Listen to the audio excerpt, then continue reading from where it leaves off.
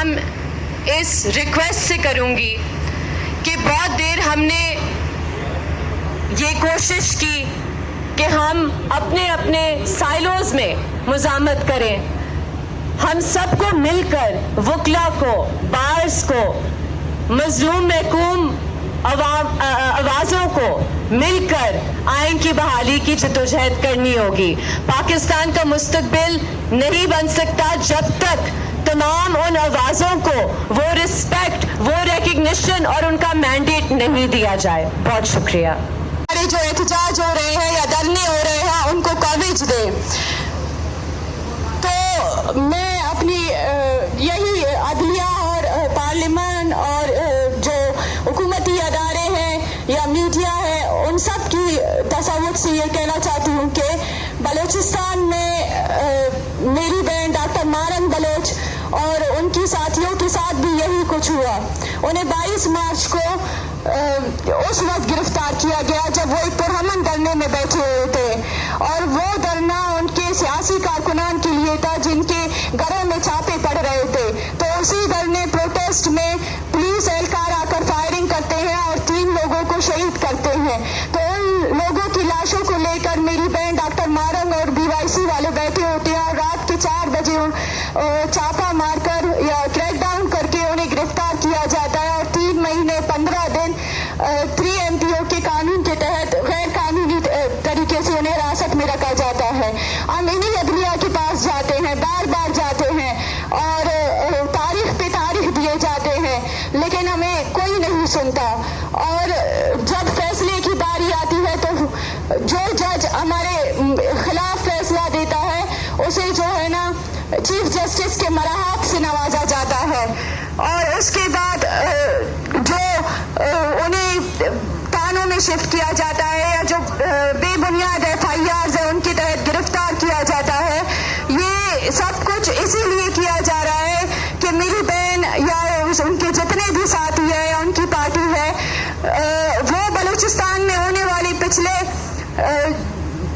جتنے سالوں سے جو ظلم اور جبر ہو رہی ہے ان کے خلاف ووٹے ہیں. انہوں نے آواز بلند کیا ہے اور دنیا کو بتایا ہے کہ آئیں دیکھیں کہ پاکستان اور پاکستان کے جو ریاستی ادارے ہیں وہ کتنے سالوں سے بلوچستان پہ کیا کیا ظلم کر رہے ہیں. اور جب بھی گمشدگیاں ہے، ماروائے عدالت قتل ہے، فیک انکاؤنٹرز ہے، لاشیں ہیں، اجتماعی لاشیں ہیں، اجتماعی قبریں ہیں، اجتماعی درد ہے جو ہم پچھلے 75 سالوں سے سہ رہے ہیں. پچھلے 75 سالوں سے ہم اس درد کو ہماری نسلوں نے برداشت کیا، ہم برداشت کر رہے ہیں. لیکن قانون، آئین اور جو پارلیمنٹ ہے وہ اس وقت نہیں بولتے ہیں جب ہماری نسل کشی کی جا رہی ہو. وہ اس وقت حرکت میں آتے ہیں جب ان کے خلاف کوئی بولے، جب یہ کوئی اٹھ کر بولے کہ آپ کا عدلیہ کہاں ہے، آپ کا قانون کہاں ہے، آپ کا آئین کہاں ہے. تو یہ وہ اس وقت حرکت میں آتے ہیں جب ان کو جھنجھوڑنے کے لیے کوئی آواز بلند کرے. اور میں یہی کہنا چاہتی ہوں کہ ہم پچھلے 17 دنوں سے اسلام آباد میں اس وجہ سے بیٹھے ہیں کہ بلوچستان میں ہمیں سنا نہیں گیا. بلوچستان میں میڈیا بلیک آؤٹ ہے. بلوچستان میں جو حکومتی نمائندے ہیں وہ ریاست کے پالے ہوئے ٹٹی ہے، یا ہم یہ کہہ سکتے ہیں کہ وہ یہ حیثیت ہی نہیں رکھتے کہ وہ آئیں اور ہمارے مسئلوں کو حل کریں. جب ہم یہاں پہ آئے، جب ہم نے اپنی بات رکھنے کی کوشش کی تو اسلام آباد کے جو لوگ ہیں یا اسلام آباد کے جو بیٹھے ہوئے ریاستی ادارے ہیں یا حکومتی نمائندے ہیں ہمیں سننے کے بجائے ہمیں اٹھانے کی کوشش کر رہے ہیں، ہماری پروفائلنگ کر رہے ہیں، ہمیں ہراساں کر رہے ہیں، ہمیں کیمپ لگانے کی اجازت نہیں دے رہے ہیں، اور ہر روز اپنے ایک میڈیا ٹاؤٹ کو بیچتے ہیں اور وہ آ کے ہم سے سوالات کرتے ہیں. ہمیں اسرائیلی ایجنٹ کہا گیا، ہمیں انڈین ایجنٹ کہا گیا، ہمیں دہشت گرد کہا گیا، اور روز نئی گالی اور نئے الزامات ہم پہ لگائے جاتے ہیں. لیکن ہم پھر بھی بیٹھے ہوئے ہیں، ہم پھر بھی اس امید میں بیٹھے ہوئے ہیں کہ کوئی ہوگا، کوئی ہے جو ہمیں سنے گا.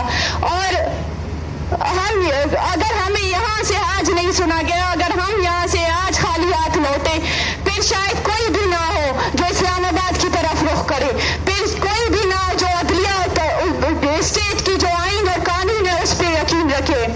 तो मैं यहाँ पे बैठी हुई जितने भी सियासी वर्कर्स हैं, सियासी पार्टियां हैं और जो आलमी मीडिया है या इंटरनेशनल मीडिया है, नेशनल मीडिया है, उन सब से दरख्वास्त करती हूँ कि आप जो यहाँ पे मीडिया के लोग हैं, जो कैमरेज हैं, वो इसी कैंप जो हमारा कैंप लगा हुआ है उसी सड़क से गुजरते हैं, उनकी गाड़ियाँ गुजरती है, लेकिन वो एक दिन भी हिम्मत नहीं करते कि वो आए हमसे पूछे कि आप यहाँ पे क्यों बैठे हुए हैं। वो हमें कवरेज देने की हिम्मत नहीं करते। वो आप आए उन माओं से उनका दर्द पूछे। कुछ लोग हैं जो हिम्मत करके आके पूछते हैं उन माओं से, उनसे सवाल करते हैं कि आप लोगों के बेटे 10-10, 15-15 सालों से लापता है। 10-10, 15 साल क्या है? हम तो कई सालों से इस अजियत को बर्दाश्त कर रहे हैं, इस दर्द को बर्दाश्त कर रहे हैं। इज्तिमाई लाशें हमने उठाई है, जबरी गुमशुदगियों के जो लोग हैं जिन्हें जबरी गुमशुदा करते हैं उन्हें फेक इनकाउंटर्स में मारते हैं, उनकी कब्रें हमें मिलती है, किसी को तो कब्रें भी नसीब नहीं होती है। जब ये जो यूनिवर्सल राइट है, जो मरने के बाद हर इंसान का हक होता है कि उसे उसी तरीके से दफनाया जाए, उसके खानदान को उसकी शिनाख्त का हक हासिल है, लेकिन जब हम उन पर सवाल करते हैं तो इस सवाल पर भी हमें गिरफ्तार करते हैं और हम पे लाठियां बरसाते और हमें दहशतगर्द करार देते हैं। तो मैं आप सब से अपील करती हूँ, जितने भी लोग यहाँ पे बैठे हुए, जितने भी साथी हजरात यहाँ पे बैठे हुए हैं, जो सियासी पार्टियां हैं, जो सियासी वर्कर्स हैं, वो आए हमारे कैंप में, इन माओं से उनका दर्द पूछे और जो हुकूमती नुमाइंदे हैं, जो पावर में हैं, उनसे जाके कहें कि सुनने से कुछ नहीं होगा, मसले तो हल करना दूर की बात है और हमें पता है कि आप हल भी नहीं कर सकते, लेकिन आप अपना दिल तो बड़ा करें, आए हमसे पूछे तो सही। और मैं कल दोबारा जो है ना डॉक्टर मारंग और BYC की जो बाकी क़यादत है उनकी हियरिंग होगी 2 अगस्त को, और मुझे यकीन है कि ये जो अदालती निज़ाम है ये पूरा बिक चुका है। ये दोबारा रिमांड पे भेजेंगे और इसी तरह तूल देंगे कि इनको बंद रखने का भी, और ऐसे FIRs है जिन पे चार्जेस ही नहीं बनते हैं, जो स्पीच के ब्याह पे उनके खिलाफ FIR किए गए हैं या प्रोटेस्ट के, और वो सब कुछ मीडिया में मौजूद है। लेकिन इन्हीं चीज़ों को मीडिया के अंदर जो टोला बैठा हुआ है वो तोड़ मरोड़ कर मेरी बहन और BYC के क़यादत के खिलाफ इस्तेमाल कर रहे हैं कि ये दहशतगर्दों की प्रॉक्सीज हैं, ये फलां की प्रॉक्सीज है। अगर प्रॉक्सीज है तो आप 3 महीने 15 दिन MPO के कानून के तहत क्यों रखते हैं? आपके पास अगर सबूत है तो आप अपनी अदालतों में पेश क्यों नहीं कर रहे हैं? आप बेबुनियाद FIRs भी क्यों नहीं रखा हुआ है? आपके पास सबूत नहीं है जो आप मीडिया के जरिए प्रोपेगेंडा कर रहे हैं। अगर आप मुझे कह रहे हैं कि मैं चोर हूँ तो इस चीज को आपको साबित करना है, मुझे साबित करने की जरूरत नहीं है। तो मैं आप सब लोगों से दरख्वास्त करती हूँ कि आप लोग आए, हमारे कैंप का दौरा करें, उन माओं का दर्द सुने। शुक्रिया।